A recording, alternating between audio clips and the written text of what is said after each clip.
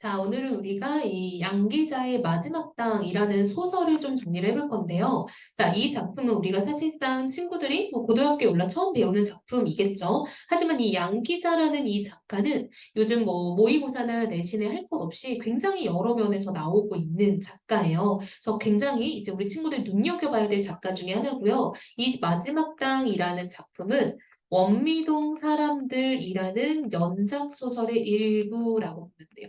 그래서 원미동 사람들이라는 연작 소설이 있고요. 이러한 연작 소설 중에 하나의 단편을 우리가 배우는 거다라고 볼 수 있어요. 그래서 이 연작 소설이라는 거는 시트콤을 생각하면 돼요. 그러니까 우리 뭐 인물은 다 정해져 있는데 매 회 좀 다른 이야기들을 보여주잖아요. 그래서 시트콤, 뭐 거침없이 하이킥 이런 거 있잖아. 하이킥의 가장 기본적인 속성은 어제 거를 안 봐도 오늘 걸 보는데 문제가 없고 오늘 걸 안 봐도 내일 걸 보는데 문제가 없죠.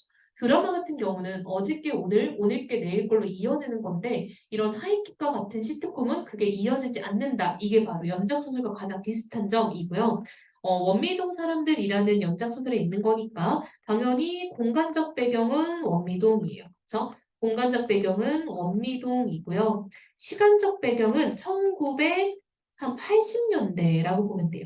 자, 시대적 배경은 1980년대이고요. 제목에 나와 있는 마지막 땅이 무슨 내용인가 우리 친구 이미 읽어봐서 알 거예요. 자, 이 마지막 땅이라는 의미는 강노인이라는 인물의 마지막 땅을 말하는 거죠. 그래서 강노인의 어떤 땅에 대한 마음, 땅에 대한 어떤 가치관 같은 거 우리가 정리를 해줘야 된다라는 거죠. 그래서 강노인이 땅에게 어떤 마음을 가지고 있는지 이런 것들을 좀 우리가 헤아려 봐야 되고요. 그게 보통 사람들과는 어떤 차이가 있는지 이런 것들을 좀 살펴보면서 이야기를 읽어야 된다라는 거예요. 자, 이야기 좀 기니까요. 중요한 부분들 위주로 한번 우리가 가볼게요.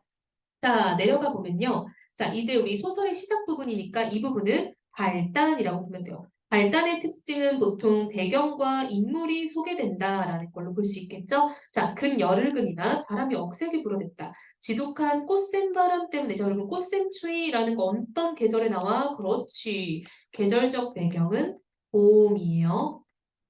자, 지금 이 작품의 계절적 배경은 봄이고요. 동네 길목마다 비닐봉지며 과자 껍질들이 어수선하게 흩어져 있어서 오가는 행인들의 눈살을 찌푸리게 만들었다.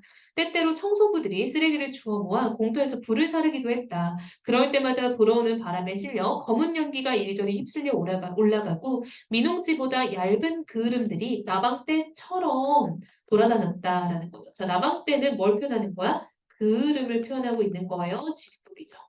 성수부가 불만 피워놓고 떠나버리면 그 다음은 아이들 차지 없다. 즉, 아이들이 굉장히 불장난을 좋아하죠. 그래서 아이들에 대한 소개가 나와요. 지물포치 큰아이 상수, 그 다음 경옥이, 진만이 이런 아이들이 불더미 속에 돌을 던지기도 하고 말라붙은 풀더미에 불씨를 옮겨 붙이고 하면서 막 이렇게 불장난을 하나 봐요. 자, 원미동 아이들은 집 안에서 틀어박혀 지내는 법은 애당초 배운 적이 없다. 한마디로 맨날 나와서 논다는 거지.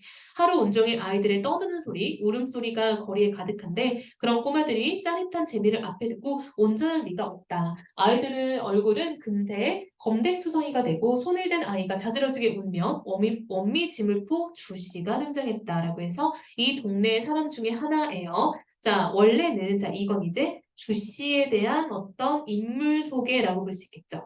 부산에서 미장의 기술로 벌어먹었으나 부천시 원미도 이거 경기도 부천시예요. 그거 되게 가까운 곳에 있죠. 주씨네 지물포가 바로 공터 옆에 찻집이었다라고 해서 지금 이 원미동 지물포 주씨에 대한 설명을 지금 하고 있죠. 자, 이렇게 인물 소개가 하나씩 이뤄지고 있어요. 맞바람에 불씨라도 옮겨 붙으면 제대로 남아있지 않을 물건들을 보존하기 위해 자 지물포라는 게 종이 파는 곳이거든요. 그러니까 불 나면 큰일 나는 거야. 우락부락한 몸짓을 뛰어나와서 애들한테 막 혼내겠죠. 야 이것들아 막 이러면서 그럼 행복 사진관의 셋째 딸인 세살박이 미아 같은 꼬마는 도망치다 신발이 벗겨서 넘어지니까 사진관 엄씨는 딸만 셋을 두어서 자칭 행복한 사나이라고 말하는 사람이었다라고 해서 지금 계속 인물 소개들이 지금 나오고 있어요. 그렇죠? 지물포 주씨 그리고 사진관 엄씨가 나왔고요. 이 사진관 엄씨에 대한 소개도 여기 나와 있죠. 딸만 셋을 두고 행복한 사람이다 라고 말을 하는 그런 사람이 있대요. 그래서 지금 발단답게 배경이 좀 소개되고 있죠. 원미동의 아이들이 불장난하는 그런 동네의 어떤 분위기가 나오고요. 그리고 인물들에 대해서 지금 소개를 하나둘 하고 있죠. 자, 이어서 지물포 주씨가 구둣발로 대충대충 불더미를 다독 걸어놓고 들어가 버리면 마지막으로 등장한 사람이 하나 있다. 그가 바로 강만성 노인이다 라고 해서 새로운 인물 나왔죠. 자, 이 사람이 이꼴 이제부터 강노인이라고 나오는 사람이에요. 자, 원미동 23통 일대에서 강노인 모르는 사람이 없대요. 강노인이라기보다는 지주라는 건 이제 땅 주인이라는 뜻이잖아요. 그 땅이 엄청 많았나 봐. 땅 부자인가 봐요. 그 지중해 밭에서 일어나는 여름과 겨울의 난립판에 숙속들이 겪지 않고서는 이 동네 사람이라고 말할 수 없는 형편이었다라고 해서 자, 우리 제목이 마지막 땅, 강노인의 땅이잖아요. 근데 그 강노인 지중해 밭 땅에서 일어나는 여름과 겨울의 난리, 자, 뭐 말하는 거야, 그치? 여름과 겨울에 어떤 동네 안에 갈등이 있었다라는 걸 알 수 있겠죠. 자, 근데 이게 온 동네 사람이 다 한다는 거야. 1m 80이 넘는, 어머, 할아버지가 180이 넘어요, 키가. 자, 1m 80이 넘는 큰 키에 거대한 몸집을 가진 강노인은 언제 보아도 막일꾼 차림새였다. 유난히 큰 코는 얼굴의 절반 이상을 차지하고 검붉은 얼굴과 얼리끈, 주먹코 또한 빨갛기가 딸기코 버금가는 빛깔이었다. 씩씩한 걸음걸이하며 노상 걸어붙인 채 팔뚝에 꿈틀거린 힘줄 따위를 보노라며 이제 나이가 칠순을 코앞에 둔 것이라곤 어림잡기는 좀채 어려웠다. 목소리도 참 우렁차서 이렇게 사람을 막 부르면은 저 멀리서도 들을 만큼 굉장히 정정한 노인이다라는 거죠. 자, 이 부분은요. 강노인의 어떤 외양을 묘사하고 있죠. 자, 강노인의 외양을 묘사함으로써 이 사람이 나이에 맞지 않게 되게 뭔가 건장하다라는 거 알 수 있죠. 자, 풍채라는 거는 몸집을 말해요. 풍채가 좋고 굉장히 건장하다라는 걸 알 수 있겠죠. 자, 그래서 막 이렇게 부르면은 자기 아들인 용문이, 자, 강노인의 아들이에요. 용문이가 듣고 뛰어나올 수 있을 정도로 굉장히 목소리가 컸대요. 강남부동산 박 씨의 동업자이자 마누라이기도 한 고흥댁, 자, 지금 인물 또 나왔죠. 강남부동산을 하고 있는 박 씨와 고흥댁이라는 그의 아내가 있어요. 그가, 자, 누구 말하는 거야? 강노인 말하는 거죠. 막내 아들 용문이를 어찌나 깐깐하게 다루는지 이제껏 아들하고 다정히 말을 주고받은 것이 본 적이 없다라고 했대요. 고흥댁이 이날 이때껏이라고 말하며 그것은 곧 원미동 23통 일대의 역사를 통틀어 말하게 되는 셈이다라는 거죠. 자, 무슨 말이야? 고흥댁이 하는 말은 그건 원미동의 역사가 다름없다. 즉, 고흥댁이 원미동에서 매우 오래 살았다라는 걸 알 수 있죠. 그러니까 강노인 다음으로 많이 살고 있는 사람이에요. 강노인 말고는 가장 오래 이 동네에 털을 잡고 있는 가게가 바로 강남부동산이래요. 그쵸? 헐값의 원미동 땅들이 요 근래 들어 황금값이 되기까지 지금 이 동네는 엄청난 땅값 상승이 있는 동네예요. 그렇지. 이제 경기도권의 땅값이 막 천정부지 오르던 그때인 거죠. 박 씨와 고흥댁의 활약상은 눈부실 정도였다. 왜냐면 이 사람들 부동산이니까.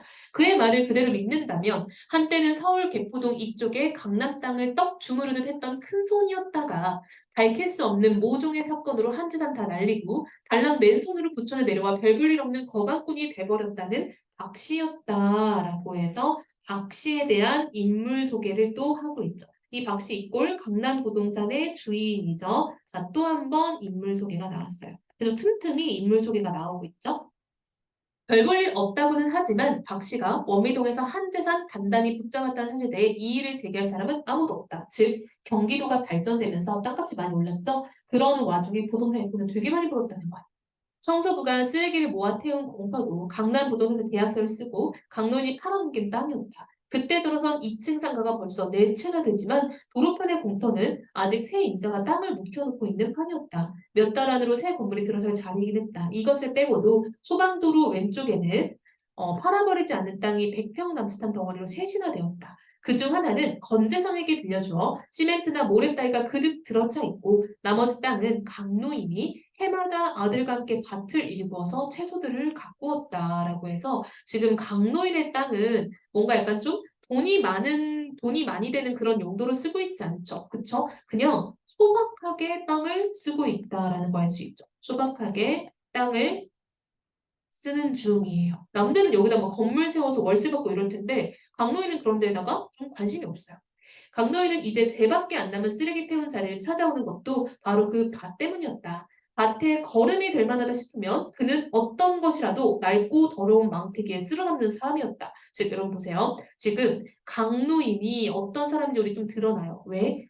보니까 밭에 도움이 되는 거라면은 물불 안 가리고 달려드는 거야. 즉 강노인은 밭에 대한 애정이 매우 크다라는 걸 알 수 있죠. 그 애들이 불장난하는 그 잿더미도 거름이 될 수 있으니까 그거 주우러 오는 거야. 결혼해서 따로 사는 아들이 둘이나 되지만 어느 놈 하나 생활비 보태줄 자식이 없어. 아들놈들 다 좀 망했나 봐요. 그렇죠? 즉 자식들의 형편이 좋지는 않은 거죠. 그렇죠? 그러니까 결국 이 강노인은 나이가 많지만 자기가 벌어 자기가 쓸 수밖에 없는 거야.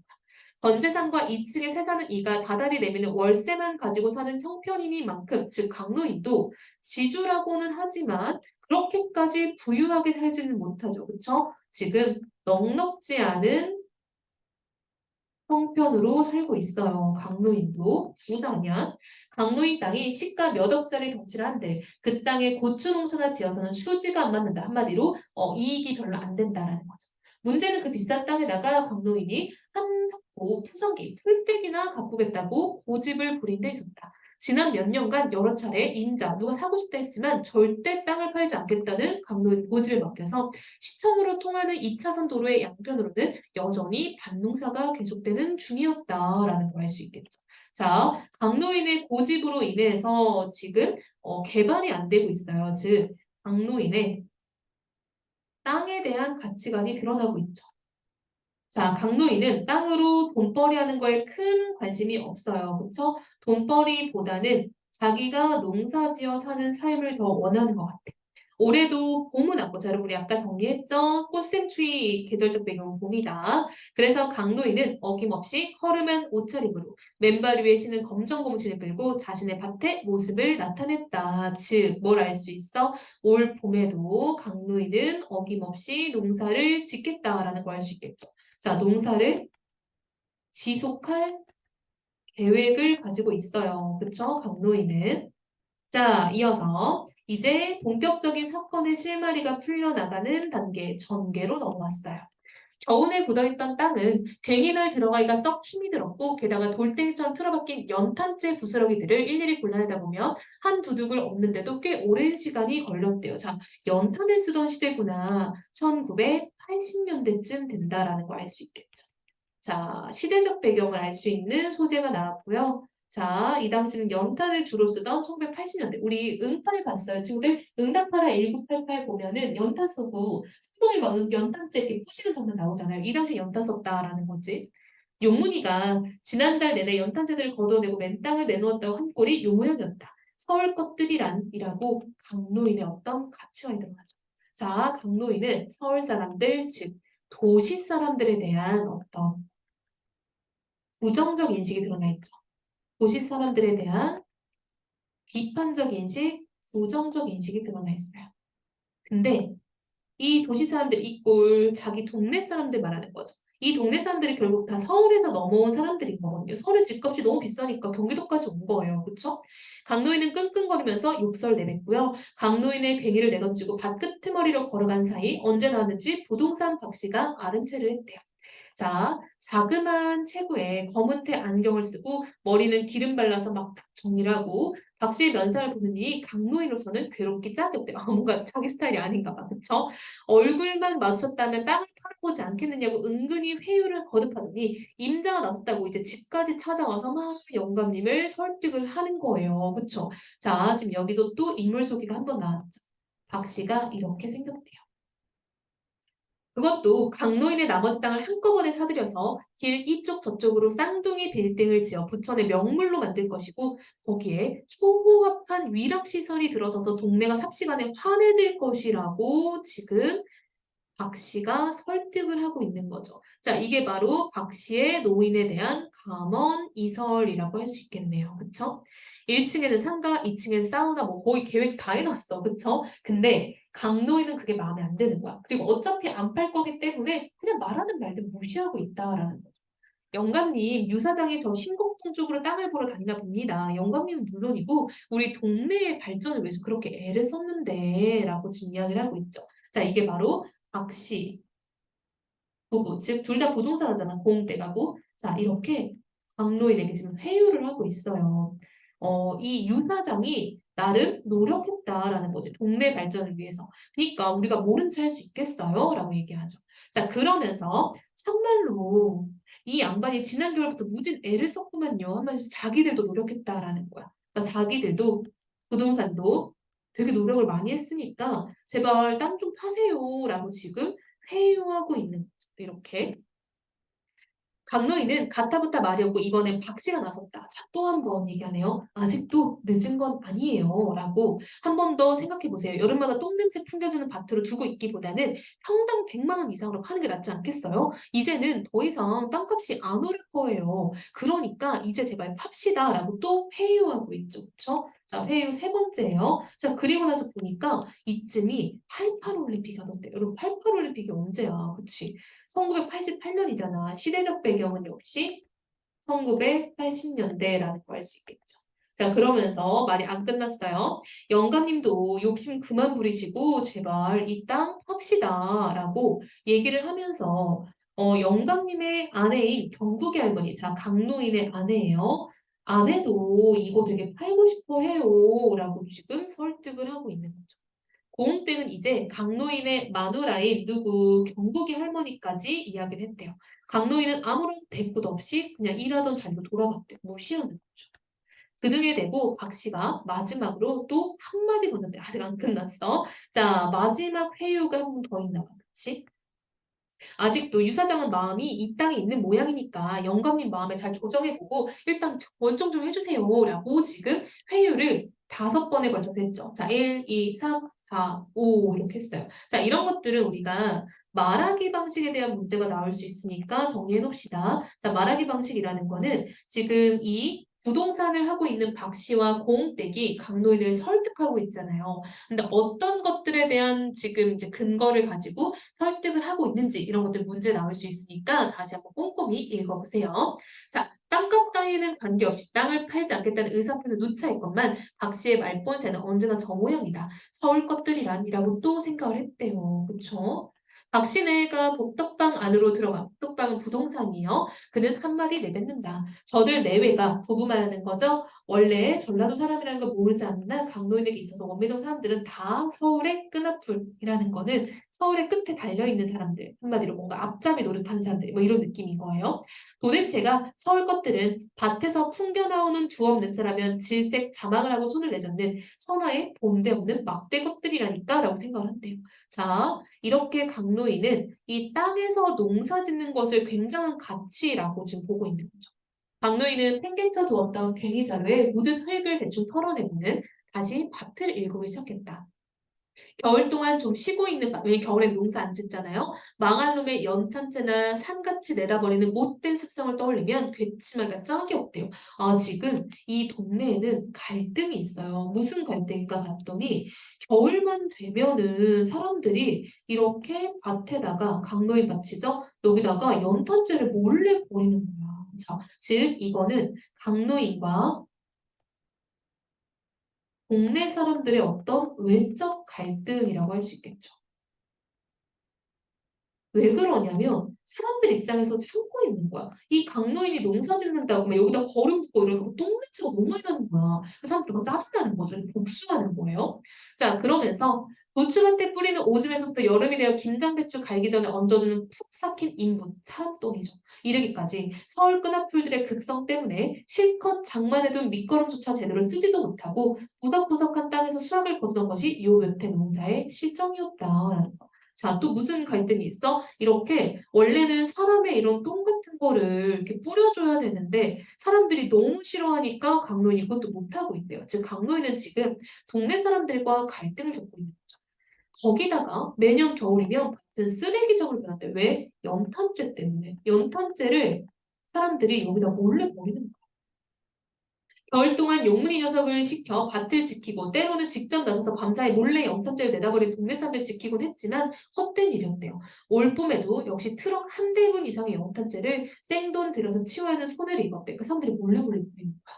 자, 청소차는 하루는 쓰레기, 다음 날은 연탄재 이런 식으로 꼬박꼬박 다니곤 있지만 그게 말 그대로 시도 때도 없이 등장해. 그러니까 시간을 정해서 오늘은 3시, 뭐 내일은 4시 이게 아니라 그냥 아무 때나 오니까 사람들이 연탄재를 잘 못 버리는 거야. 그리고 사람들이 이제 밭에서 나는 똥 냄새가 너무 싫으니까 나름 수를 하는 것이에요. 한마디로 사람들이 여기다 연탄재를 버리는 이유는 뭐냐? 첫 번째는 청소차가 그때그때 좀 다른 시간에 오니까 못 버리기도 하고요. 두 번째는 나름의 복수다라는 거죠. 즉, 사람들이 연탄재를 몰래 버리는 이유라고 정리할 수 있겠죠. 이렇게 갈등을 겪고 있는 걸 알 수 있겠죠. 자, 그리고 좀 중약이 됐어요. 자, 이야기를 들어보면은 이제 정말로 땅 좀 팔자, 팔자 아직도 이제 그 강노인을 막 설득을 하고 있는 거죠. 그리고 이제 사건이 좀 더 갈등이 좀 더 고조되는 위기로 넘어옵니다. 너무 일찍이 모종을 내었나? 강노인은 아직 어리디 어린 고추 모종을 일일이 들여다보고 고개를 갸웃거렸다. 음력 5월이 되어야 모종을 밭에 내었던 것은 옛날 일이었다. 마음만 먹으면 비닐 씌워 겨울에도 풋고추 맛을 볼 수도 있지만 그럴 것까진 없고 봄볕이 살가워지자마자 온상에서 키운 모종을 내었던 것이다. 볕살이야 그만한데 비가 부족한 탓이었다. 가뭄이라 강노인의 시들시들 잎사귀를 펼쳐보다가 우두망철 서 있는데 용민의 밑에서 새든 미용실 여주인이 그를 불렀다라고 해서 지금 인물이 하나 나왔죠. 경국의 할아버지 이꼴 강노인이죠. 오늘 저희 집에서 반상회 있어요. 아무래도 오늘 저녁에 정미 엄마가 가만히 있을 것 같지가 않아요. 자, 정미 엄마는요, 지금 강노인과 갈등 중인 사람이에요. 왜 그런가 봤더니 정미 엄마가 애기한테, 딸한테 예쁜 옷을 입혀서 보냈는데 애가 강노인 밭에서 넘어지면서 똥이 묻은 거야. 그래서 빡친 거예요. 아까도 무궁화 연립에 사는 이들까지 몰려와서 한바탕 쏟았어요. 경국의 할머니는 꼭 참석하셔야 돼요. 알았죠? 라고 물어보는 거죠. 그녀는 23통 6반의 반장이다. 한마디로 동네의 어떤 이장님 같은 역할인 거예요. 길 건너 5반장은 형제 슈퍼의 김씨지만 우리 정육점의 임씨가 똥냄새 문제에는 노상 앞장을 서고 있는 중이었다. 임씨에 비하면 6반장의 경우, 자, 이 6반장은 이 금방 말했던 미용실 여주인 말하는 거죠. 자, 이 6반장. 강노인한테만은 훨씬 우호적이었대. 아, 약간 나름 좋은 태도를 취했다라는 거죠. 우호적이라는 건 긍정적이라는 거예요. 용민네 가게에 새든 탓도 있지만 임씨가 애초에 미용실 자리를 욕심냈다가 강노인에게 퇴박을 당했던 까닭에 임씨 스스로 강노인에 대한 감정이 좋지 못하였다. 어디를 새 백정이라고 단 한 마디를 잘라댄 이태전 일을 두고 임씨는 여태도 강노인을 바로 보지 않는다. 자, 봐봐. 보니깐요, 지금 미용실 여주인은 6반 반장이고요. 5반장은 김씨예요. 근데 임씨가 오히려 똥냄새 문제에 노상 앞장을 쓰고 있다라는 거야. 왜 그런가 봤더니 예전에 임씨가 강노인 건물에 이제 새들어 살고 싶다라고 얘기를 했는데 강노인이 퇴짜를 놨대요. 왜 퇴짜를 놓나 봤더니 이 사람이 정육점이잖아. 옛날에는 이제 이런 동물 죽이는 도축을 백정이라고 했잖아요. 한마디로 옛날로 따지면 신분이 되게 낮은 사람이었던 거야. 그래서 강노인이 그런 옛날 꼰대적인 마인드로 이제 그 임시 하는 일이 선하다라고 생각을 하니까 이게 임시도 지금 좀 마음이 안 좋은 거죠.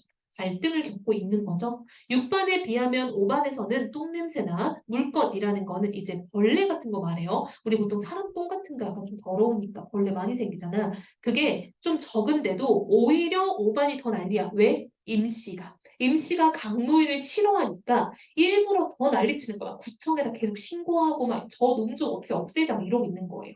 이해됐어요? 원래는 6반장이 훨씬 더 강노인한테 뭐라고 해야 될 입장인데도 오히려 5반이 더 난리치는 이유는 임씨가 앞장서서 강노인에 대해서 복수를 하고 있는 거죠.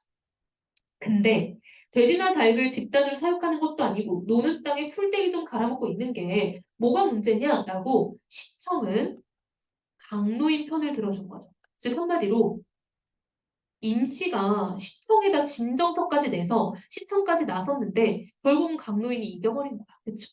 그러면서 임씨가 막 이렇게 큰 소리를 쳤다는 거죠. 자, 올해는 농사 시작하기 전에 막아야 한다고 모두 난리래요. 시청에서도 이제는 보고만 있지 않을 거래요. 라고 얘기를 하네요. 여자가 피아노 교습소와 나란히 붙은 미용실 안으로 들어가 버린 뒤 강노인은 쯧쯧 혀를 차는 것으로 자신의 올화를 삭혀버리고는 말라붙은 밭꼬락선을 내려다본다. 그러고 보면 정미 엄마나 동네 사람들이 날뛰는 이유가 꼭 똥냄새만 있는 것은 아니었다. 5반이나 6반이나 정육점 임시를 빼고 나면 집주인들의 주축으로 시비가 있었다. 한마디로 이제 갈등이 있었다라는 거죠. 자, 이런 집주인들도 강노인을 안 좋아한대요. 왜 그런가 봤더니요. 가게에 새들어 있는 지물포 주씨와 사진관 엄씨도 코앞에 밭을 두고 있는 처지지만 한마디로 봐봐. 이들이 오히려 똥냄새는 더 많이 나. 근데 오히려 이들은 강노인을 별로 안 싫어해. 어른 대접을 다 해줘.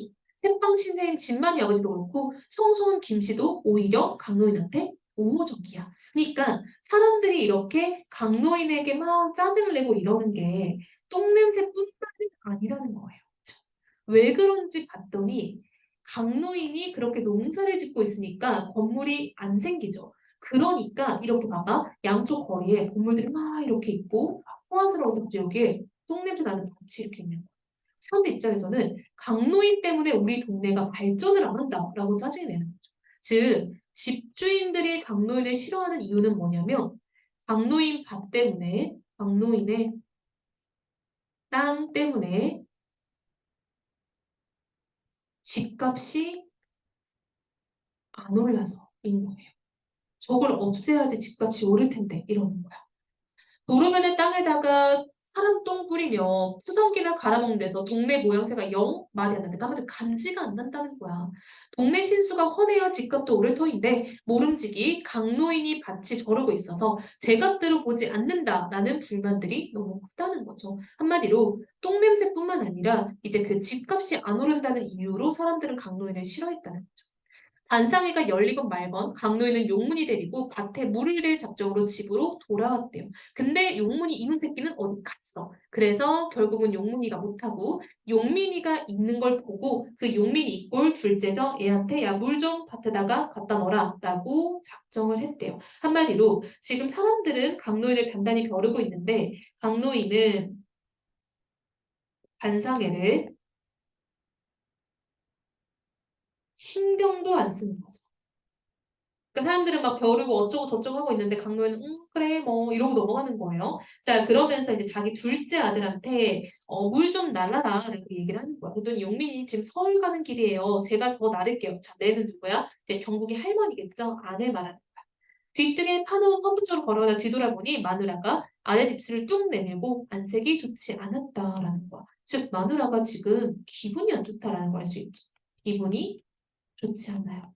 자, 그러면서 아들이 서울을 왜 가? 라고 물어봤어요. 강노인이.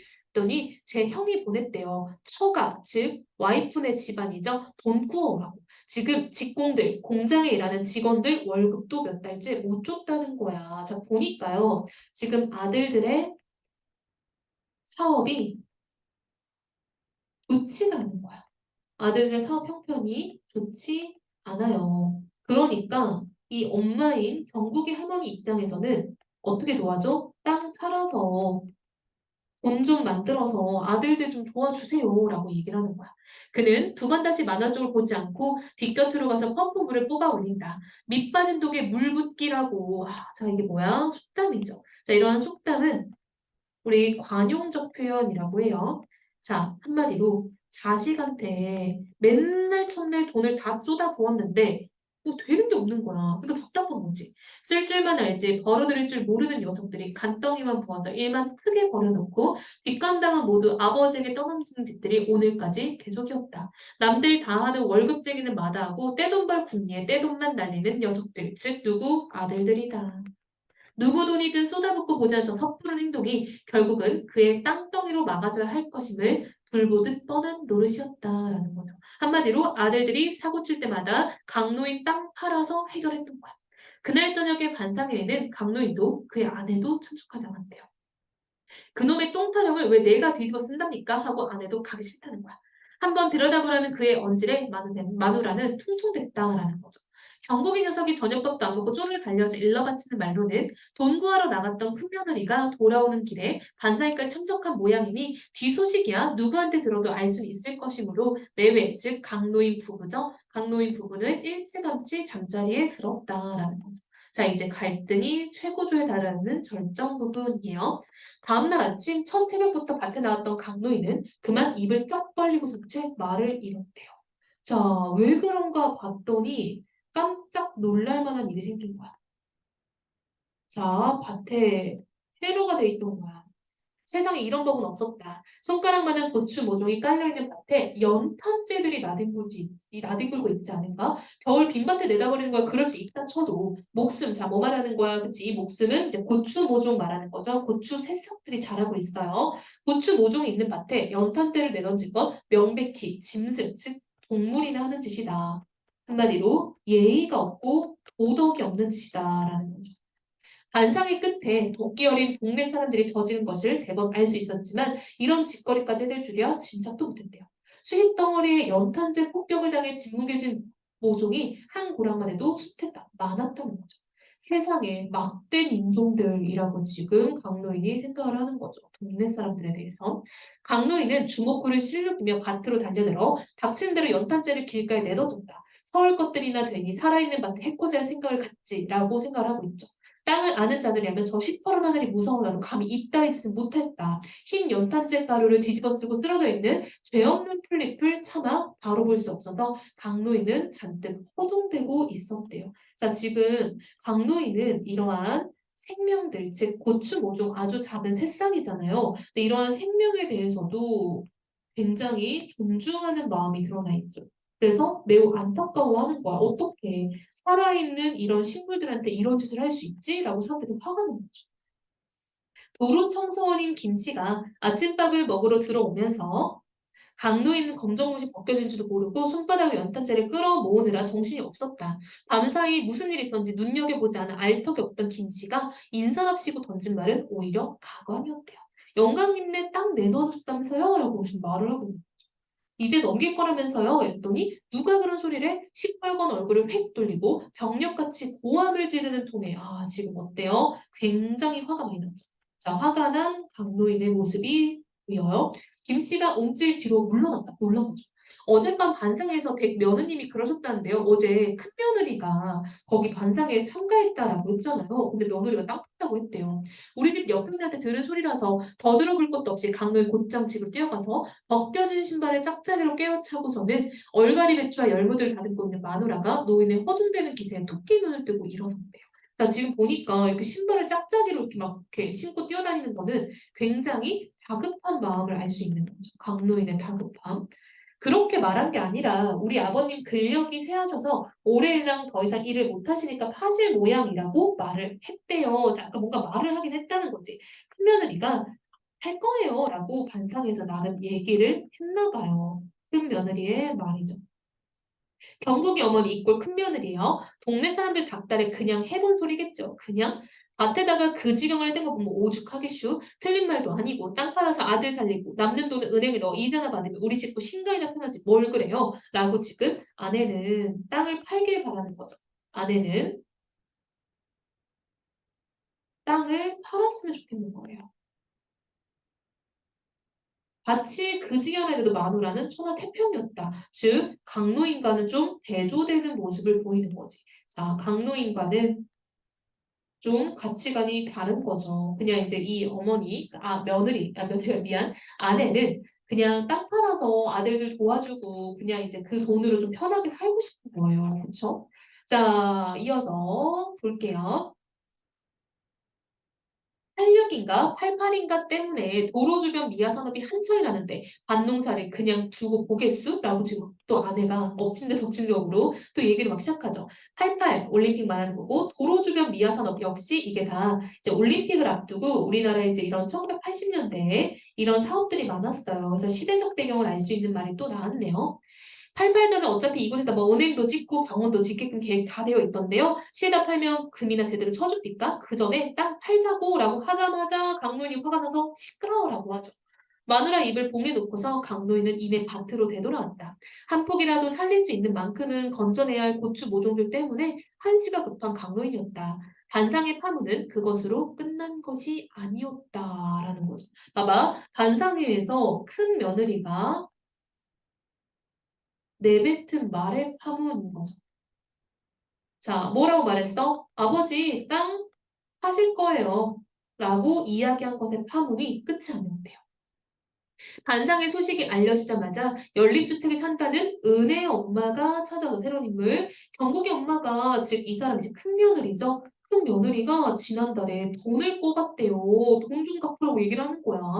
땅을 팔았다니 계약금을 받았을 터인즉 큰 며느리 빚을 좀 갚아주세요라고 얘기를 하는 거지. 그러니까 사람들은 이미 땅을 팔았다라고 오해하고 있는 거죠.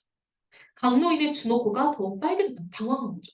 지난 겨울 서울에서 이사와 동네 물정을 묻고 딸이 다니는 에바다 피아노학원에서 알게 된 경국의 엄마에게 개돈을 그것도 두 번째 탄 것을 빌려줬다는 것이다 라고 해서 지금 이전의 사건을 요약해주고 있죠. 자, 은혜 엄마가 왜 이렇게 찾아왔나 봤더니 지난 겨울에 이 동네에 와서 세상 물정을 잘 몰랐기 때문에 경국의 어머니한테 지금 돈을 빌려줬대. 왜? 경국인의 집이 강노인의 집이고 강노인이 땅 주인이니까 당연히 돈을 돌려받을 수 있을 거라 생각해서 의심을 안 했다는 거야. 근데 돈을 못 돌려받으니까 이제 시아버지인 이 강노인을 찾아와서 당신네 며느리가 빌린 돈 갚으세요라고 얘기하고 있는 거야. 근데 정국이 엄마, 즉 며느리가 빚을 한두 군데에서 지금 낸 게 아닌 거예요. 동네 여기저기 돈을 다 빌렸다. 그게 어떤 돈인가 말이다. 서울에서 햇반살이가 하도 지긋지긋해 연립주택 한 채를 마련해서 이곳에 온 지 반년도 채 되지 않았다. 갯돈 타고 여름에 보너스 나오면 이제 나가는 빚 100만 원을 갚을 요량이었는데 그 몇 달 사이에 이자 몇 푼을 욕심내다가 생돈 떼게 생겼으니 생각만 해도 속이 터질 지경이었다라고 은혜 엄마의 시점에서 이야기를 해준 거죠. 은혜 엄마의 마음을 지금 표현을 한 거예요. 내면인 거죠. 자, 몇 푼 욕심내다가 아주 더 큰 걸 잃을 뻔했다. 이런 거 우리가 사자성어로 소탐대실이라고 하죠. 땅을 팔았다는 소문이 번지면서 큰아들 용구에게 빚을 준 동네 사람 또 몰려왔다. 어머, 이게 무슨 말이야. 은혜 엄마까지 꼭 8명이었대요. 그중에선 목동에서 살다 철거 보상금을 받아주고 이곳까지 흘러온 김영진이라는 날품팔이 사내도 끼어 있었다. 철거 보상금 3부 이자로 놓아줬다는 공땡의 말만 믿고 돈을 건네준 사람이었다. 그들은 한결같이 강노인을 믿고 그랬대. 그러니까 강노인이 땅 부자니까 그 며느리나 아들이 돈을 빌려가면 당연히 갚을 거라 생각을 하는 거죠. 그 못난 놈이 즉 큰아들 말하는 거죠. 자, 큰아들 용규를 말하는 거예요. 공장까지 담보로 잡혀 먹었대요. 최신 기계 설비만 갖추면 돈 벌리는 게 눈에 보이는 사업이라는데 라고 지금 아내는 아들 편을 들고 있죠. 그러니까 제발 땅 팔아서 우리 아들 좀 도와줍시다 라고 얘기를 하고 있어요. 이판사판이라고 마누라도 이젠 감추지 않고 잘도 털어놓는다. 용규가 그 모양이니 처가에서까지 돈을 끌어낸 용민은 어쩌겠냐고 숙제 으름장이었다. 땅은 안 돼, 안 팔아 라고 지금 강노인은 이제 땅에 대한 애정을 드러내고 있죠. 고집 좀 그만 부리고 우리 집 앞에 있는 거라도 팔아서 발등에 불이라도 꺼봅시다. 자식 잘 되라고 하는 짓인데 왜 그래요? 라고 했더니 강노인이 이제껏 자식놈들 뒷발에 땅 다 날린 걸 몰라? 이렇게 얘기를 하고 있다. 자, 그래서 지금 강노인의 아내와 강노인도 갈등을 겪고 있다라는 걸 알 수 있겠죠. 입씨름에 지친 마누라가 눈물바람을 하다가 영문이 방으로 건너가 버린 뒤 강노인은 그 밤 오래도록 잠을 이루지 못하고 지쳐겨야만 했대요. 아, 잠을 못 자. 자, 이런 거 우리가 전전반측이라고 하죠.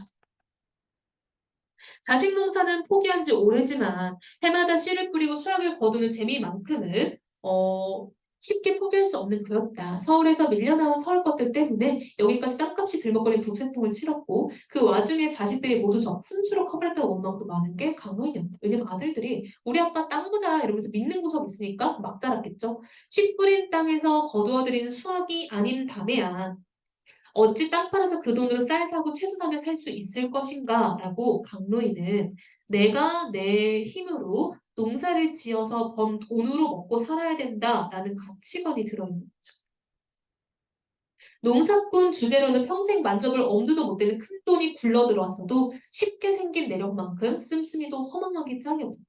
그나마 이만큼이라도 마지막 땅 조각을 붙들고 있다는 위안이 강 노인에게 큰 힘이 되었대요. 이 구장에 서울바라 뭐 말하는 거야? 도시화, 땅값 상승 이런 거 말하는 거죠. 어떤 개발의 열풍 이런 것들이 몰아닥쳐. 요 모양으로 설 익은 도시라는 거는 약간 잘 익은 게 아니라 어설프게 성장한 도시라는 거죠.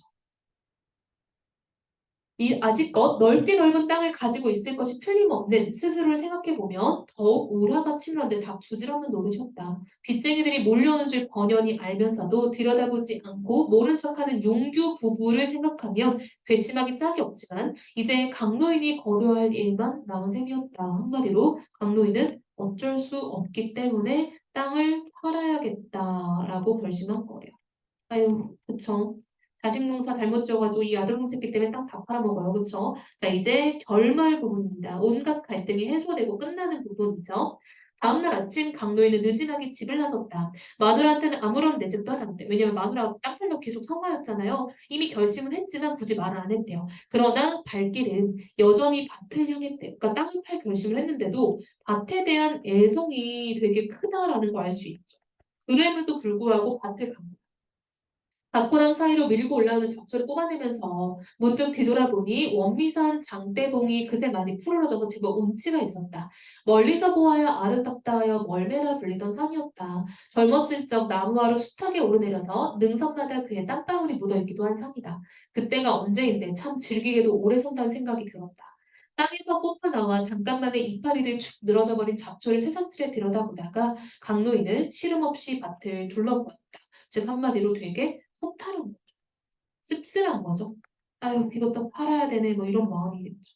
그러고 보니 어제 오늘 고추 모종에 물을 주지 못한 게 생각났다. 아오기야 그런대로 잘 자랐지만 마누라가 덤덤해하니 억센 겉잎이 밀고 올라오기 시작했다. 꽂아놓은 개나리 가지에 움터오던 노란 잎도 가뭄에 시달려 밥티처럼 지우법이죠. 오그라붙었다.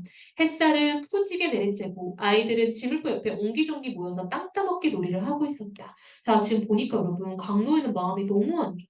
근데 강노인의 마음과는 대비되도록 뭔가 봄 햇살은 굉장히 따뜻하고 애들은 이렇게 아기자기하게 되게 평화롭게 놀고 있죠.